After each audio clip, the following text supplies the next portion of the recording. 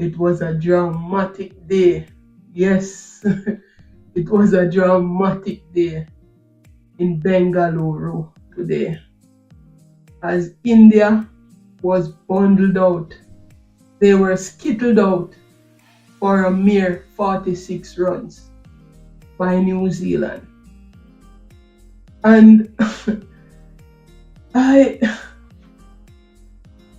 game of cricket is such, very unpredictable sport because I mean India would have been playing some really good cricket throughout the year, and it's like you could not have, you know, estimate that this would have happened today.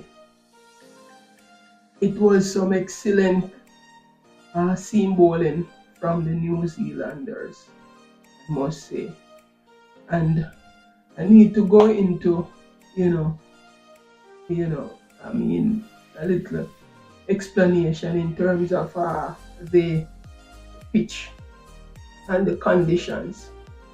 So, in my estimation, I think Rohit Sharma would have gotten the toss, wrong because he would have won the toss earlier and elected to bat. And I can understand the reason why he would have chosen to bat. Um, he would have selected three specialist spinners, right, in his in his in his lineup. And when you select three specialist spinners, right, the thinking behind it sometimes is that the pitch will deteriorate, and especially on the fourth and fifth day, so the spinners would play a big role in terms of grinding out a result in the test match. So I'm suspecting that that was a thinking behind Rohit batting first because they would have bat first, and then on the fourth fifth day, depending on the nature of the game, New Zealand would be batting by that time, right? So I suspect that their rationale for opting to bat first, and which is fair, because nobody would know how the pitch, would play. And I mean, over the years, one of the hardest things to do in cricket is to really um, estimate correctly, how the pitch will play. So I'm not trying to beat Rohit here because I mean anybody could have made the same mistake because when Tom Latham was asked what he would have done if he would have won the toss, he said that he would have batted first. So I mean both captains would have the same thought process, right? But I I would not have batted first if I were the captain, to be honest with you, and I'm going to tell you the reason why. Um, the pitch would have been covered for 3 days because one, you would have known that the first day would have rained out entirely, right? So the pitch would have been covered for an entire for that entire day in the first test, and also rain would have been falling prior to that. So the pitch would have been covered for a maximum of about 3 days, you know. And so when the pitch is covered for that long, then it's thick canvas, so there tend to be moisture, building up the cover, mainly because of the high temperature, because of the lack of air passing through. And not only that, and let me finish this point. When you have a lot of moisture under the covers, right? That would be ideal for seam bowling, right? And it it kind of, I'm really wondering though, because I noticed that Latham would have gone with three specialist spinners, fast bowlers. So I think they have different ideas than India. So they have three fast bowlers or seam bowlers, right? So Rowett batting first would have played, the game into New Zealand's hand. And the next thing I want to look onto is the fact that the overhead conditions, right? There were, thick clouds overhead. It was overcast conditions. And generally, when you have overcast conditions, the red ball tends to move a lot, under those conditions, right? So, on the premise that the overhead conditions is not ideal for batting, and also the fact that the moisture would have been built up under the covers. If I were the captain, I would not have, opted to bat first. But I do understand the reason why, you know, Rowett would have gone with batting first, because, as I said, they may want to not to be batting last on that pitch, because I suspect that they think that the pitch will dry out and start to grip. So the spin bowlers would play a significant part there in the outcome of the match. So for those who love history, I'm going to give you a little history here. So that total of 46 would have been India's third lowest total in Test cricket, and that would have been their lowest total on home soil, um, eclipsing 75 they would have made against the mighty West Indies back in New Delhi in 1987. That's the lowest total by a side. That's the lowest total ever by a side playing against New Zealand. That would have eclipsed the lowest total, which was 51 scored by Zimbabwe. It is the fourth lowest total scored by a team in the first innings who would have, chosen to bat first. So I know some of you may be thinking, so what is the lowest total? So the lowest total scored by India in any, test innings would have been the 36 scored against Australia in 2020 in that, famous pink ball test in Adelaide. And a lot of Indians might argue that it is not 36 all out. 36, all out. Would have been 36 for 9. So so overall, I think the India, it was very tough. I must admit, viewers, it was a very tough, situation that India would have found themselves in.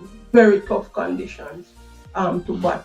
In fact, I've seen where Pant and Jaiswal, try to play through, that period to see if the pitch will start to, behaving better in terms of would have gotten flatter, but that wasn't the case. And it was some exceptional bowling, too, from Matt Henry. In fact, during that the innings, Matt Henry would have gotten a 5 wicket haul, and you can see now the statistics on the screen. And it was exceptional bowling. I must admit, it was a joy to watch the way how, Matt Henry, Tim Southey, and I hope I can pronounce his name correctly, William O'Rourke. I he would have gotten 4 wickets. Matt Henry gotten 5, and Southey would have picked up 1. So it was some exceptional spell of seam bowling, to be honest. Top class, top draw bowling. Now, as you may see on the screen now, that would have been the scorecard for India. Very depressing scorecard. A long time I haven't seen so many, top order batsmen make, you know, make would have made a duck, so very depressing scorecard. Top score would have been Pant for 20. Said that he would have tried, he showed some fighting spirit, so and it just show you that Pant is a bit versatile, he can adapt to the conditions and play, accordingly. Jaiswal as well. So they are not just explosive batsmen, they can adapt to any given situation. But yeah, the condition was very tough. It was very really tough. The balls they were bouncing higher than the batsman would have expected, and the ball was moving off the pitch, more than at degree that it had certain angles that were, caught the batsman by surprise. So it was very tough conditions to bat. But kudos to New Zealand team. They would have stuck to their game plan, and they would have found themselves in a very strong position, having closed the day leading by 134 runs. Uh, let's go back to India. If you, as you may see on the screen now, uh, India was unable to put together partnerships. You notice that they would have lost uh, wickets at regular intervals. And in Test cricket, you have to put together good partnerships in order to you know to make big totals. So it's a very interesting match, to be honest with you, and really anticipate how the rest of the 3 days will go. Um, New Zealand in their reply would have gotten off to a flyer, and they would have made 67 before they would have lost the first wicket. Devon Conway was very, very explosive, and I was thinking that India would be getting the same movements, off the pitch, but I'm not seeing where that they are getting that. Not seeing them, the same type of seam bowling. Not seeing that from the Indian bowlers. So Conway would have put, a lot of pressure, especially on the spin bowlers up front. I noticed that his approach was to put pressure on the spin bowlers, and he would have, put a lot of pressure on Ashwin and Kuldeep Yadav. And he powered his way to 91, and very unfortunate the way how he would have gotten out, hoping that he would have made, the three figures, because he was timing the ball exceptionally well. He was hitting boundaries, sixes, so he would have, lost his wicket to Ashwin from trying to reverse sweep, a delivery, and was bowled comprehensively. So let's see what will happen tonight here in the West Indies. It's now night in the West Indies, so we are anticipating, what today will bring.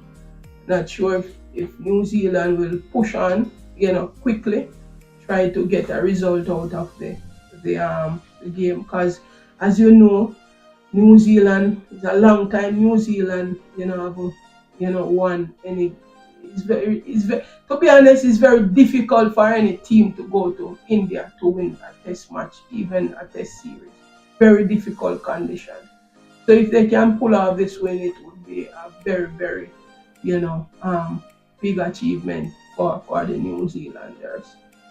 So we look forward to see what will happen today, and yeah, some good cricket. Hoping to see some good, Test cricket. Also want to make another point, right? Kohli batting at three. Tell me what you guys think about that. Not sure I am in agreement with that, because it's about since 2016 Kohli, has not batted at number three. So I'm not sure why he was, elevated to number three in this match. No, Gill was out because of a neck injury, but I think KL Rahul could have batted at number three and leave Kohli at four. So give me your thoughts, subscribers and viewers. What do you think? And mark you, it even if you bat at number four, probably it would be the same outcome. But I'm just saying that I would prefer to see Kohli bat at number four, and even Khan would have batted number five, right, in the domestic cricket, and he would have been, batted at number. He would have batted at number four. I'm not sure if that was the right decision as well. So, I mean, we don't know what would have happened. I'm just speculating, but I would prefer to see Khan bat at number five, similar to where he bats in the domestic cricket in India, right? So yes, it was a disastrous innings by India. Pant getting top score of 20, and 5 ducks, including their talisman Virat Kohli. So Matt Henry would have picked up a 5-wicket haul. So, and in the process, he would have picked up his 100th wicket. Congratulations to him.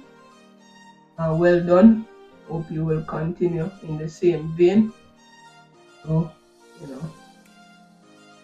he move forward in his career. So that's where I will leave it for now. Let us see how the rest of the match will go. Hoping to see some more good cricket, and hope that India will bounce back. To be honest with you, I always want good cricket for the fans. Never like to see one-sided cricket. Always like to see competitive cricket. So I'm not vouching for any team. I just vouching for the fans to see some really good competitive cricket. So please remember to like, share, subscribe, and comment on the video. And I will see you in the next one.